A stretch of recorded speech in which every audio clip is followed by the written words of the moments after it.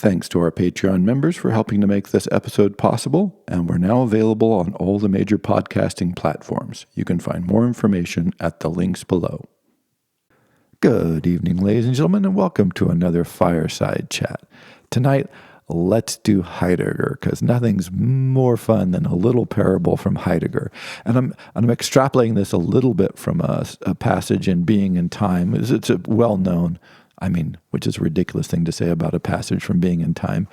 But it's interesting, at least to me and to the other 11 people who have ever read this work from Being and Time, that explores, I think, a very interesting and little reflected on question about how we relate to the world. And if I can make a defense of Heidegger, who I'm really troubled with, he did do lots of interesting reflection on precisely these kinds of problems. So here we go. This is the hammer parable, or hammer section from chapter 3, I think. Chapter 3 of book 1 in Being and Time. Yeah. So, and he says, look, when you're hammering, you don't think about the hammer. You just use it. It becomes an extension of your body. It's a tool. And he refers to this as being in the world in a ready-to-hand way. You're immersed, it's practical, and meaningful. But if the hammer breaks, suddenly you become aware of the hammer as an object. And he refers to this as present at hand, something you look at instead of use.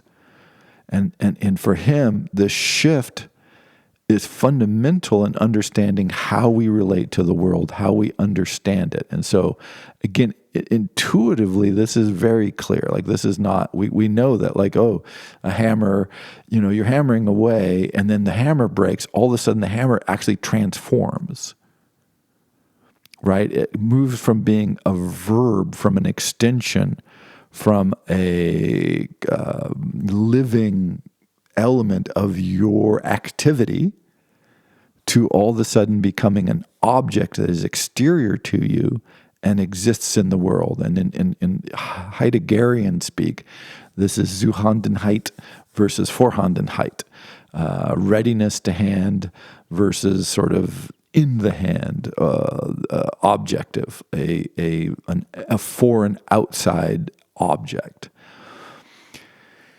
And this is, to me, fascinating because it talks about how the different experiences, if you will, of how we relate to objects fills our lives. And again, rarely do we reflect on this, that we immerse ourselves in activities, and in our minds, then we just become immersed in action. Right, we become these doing things. Boy, as soon as you read Heidegger, you start like using language like in a Heideggerian way, because he does raise these problems. Like, how do we think of ourselves when we're doing something? Like, if you're hammering a nail, you're in this state of motion and focus, and you're not aware of so much that's around you. You're highly focused, and you don't think about the hammer. For instance, you also don't think about your shoe, right? Or your belt that's holding up your pants, or, whatever, something that's holding your hair. You've got something in your hair that's holding the hair out of your eyes, or whatever, right? All those material objects vanish into this kind of flow state. And then when something breaks, or something goes wrong, or we finish, then all of a sudden the world is transformed again. And so now the hammer isn't part of me, it's an object that's exterior to me. And what Heidegger is exploring in all of Being and Time is how these various states of being and how these relate to the objects that surround us.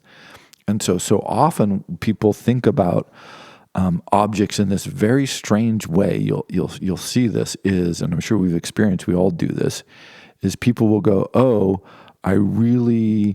think about it this way. It's like if you go to a fair and they have those really big stuffed animals you can win if you do some stupid game that's certainly rigged against you. And people go, oh, big exterior objects like massive stuffed animal, cool. And it tickles some part of the brain. But there is no flow with this, right?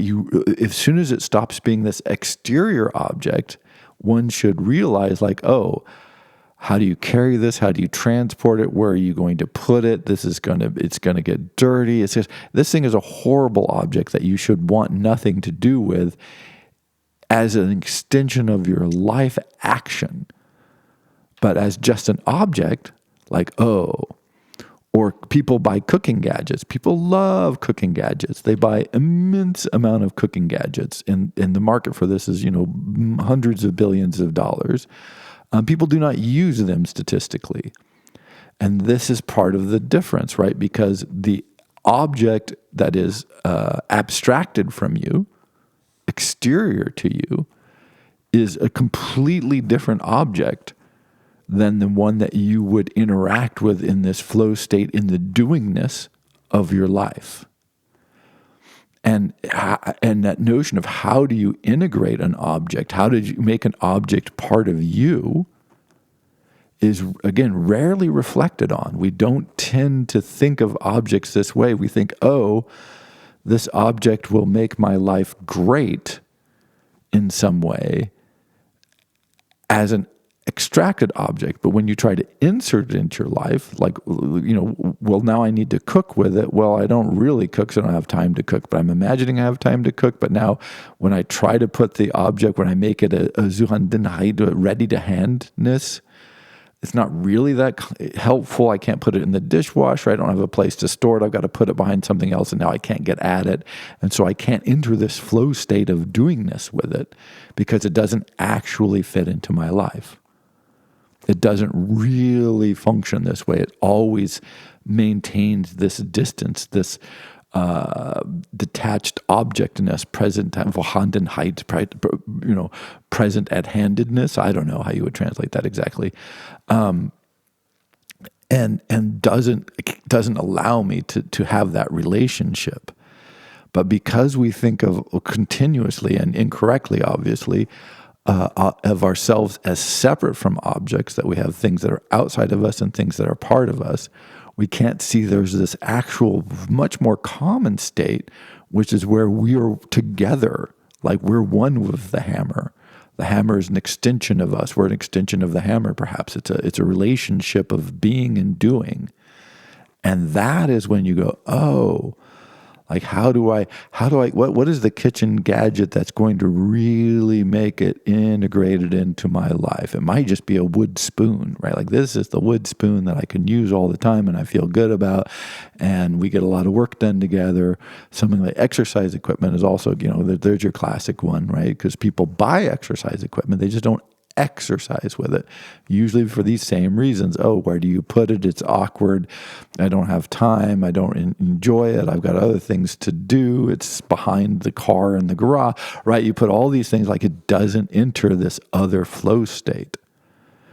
And so if we think of objects as, kind of being verbs with us, right? Of entering our beingness through verbs, through becoming an action together.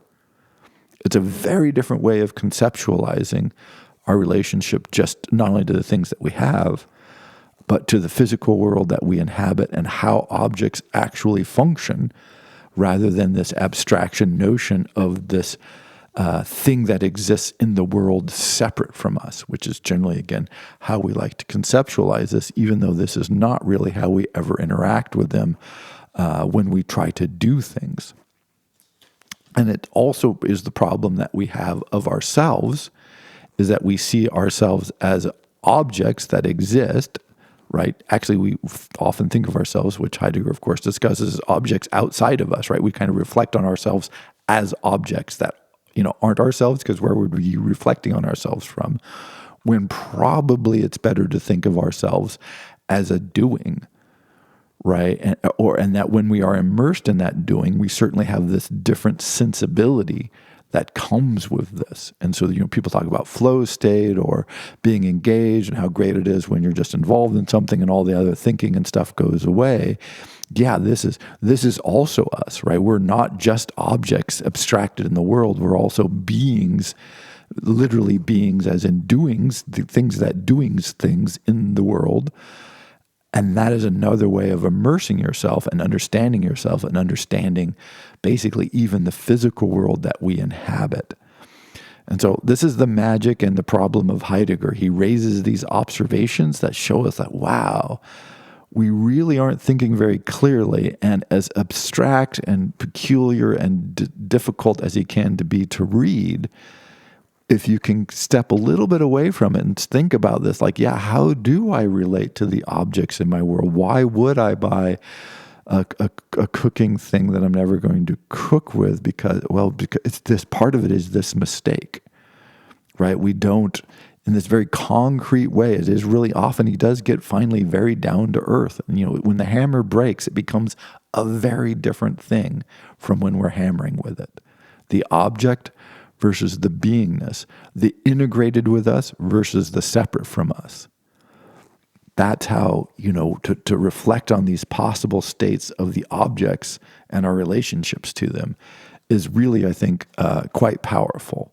So hence the parable, or I guess parable-ish, from Heidegger's Being in Time, the hammer in the hand that is working and the hammer that is broken. Thank you very much.